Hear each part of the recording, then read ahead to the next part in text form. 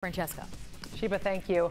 1 year ago this week, the first domino fell when the NBA suspended its season. In the 365 days since, sports, as we know, it changed.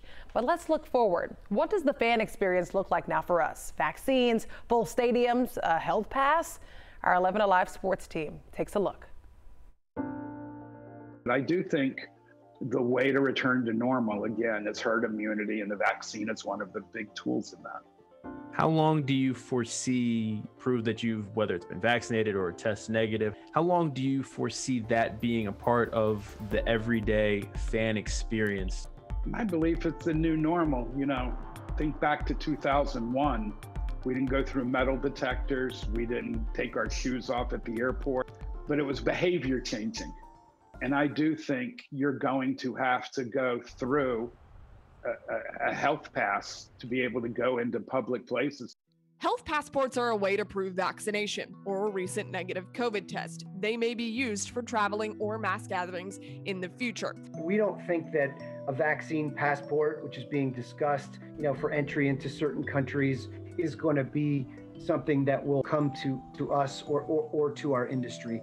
But we also know there's a large population of people that have got vaccine hesitancy. I don't think we'll ever get in a situation where we're mandating anything for our fans and really for our student athletes. Do you plan to get vaccinated as soon as it's available?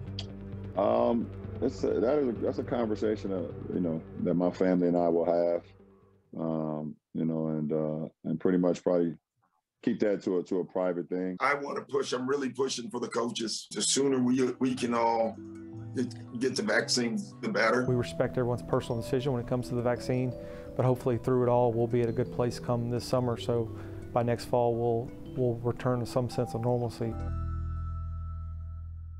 Very fascinating because, Steve Koonin mentioned an excellent point. Back in 2000, we weren't taking off our shoes. We didn't have the metal detectors in the airport, and now we do. And as we're seeing, the Texas Rangers, they're going full capacity for their first game in April. California saying open air stadiums, that's completely allowed in April as well, and theme parks. So I'm curious to know, do you think that those passports, these health passports and these health licenses, if you will, this identification is something that could help move us forward? Crash, go ahead. Yeah, I think so, Francesca. I mean, like you mentioned before, with the airports, as far as taking your shoes off and your belt and all that protocol, we've gone through that before with major sports, with the metal detectors, with the clear bags in the NFL. So we've made changes for safety. This is just another one of those changes for safety. And if a passport's going to get you into a game, absolutely. I think these are things that fans are going to want to get if they want to attend the games. I, for one, love to see sports live. I think April is still way too soon for a full capacity stadium, but I think in the future that's something we're going to see. Chesley, what do you think? I think it's going to create a problem. There are some people that are hesitant about getting the vaccine. They have their own reasons why they want to do that, and now you're telling me because I don't get the vaccine, I can't attend your game, I can't come to your stadium. That's exclusion, and so I think that's going to create a bigger problem in the future. I mean, as a fan, obviously you would want to do what you have to do to maybe get there to the game or whatever, and then you have people who even get the vaccine who don't want to be in those close proximities. They want you to change, and so they want you to put up the barriers or whatever the case may be to keep the area safe.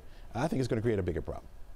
Well, you know what? We don't have any problems when it comes to today's weather, Chesley. No, we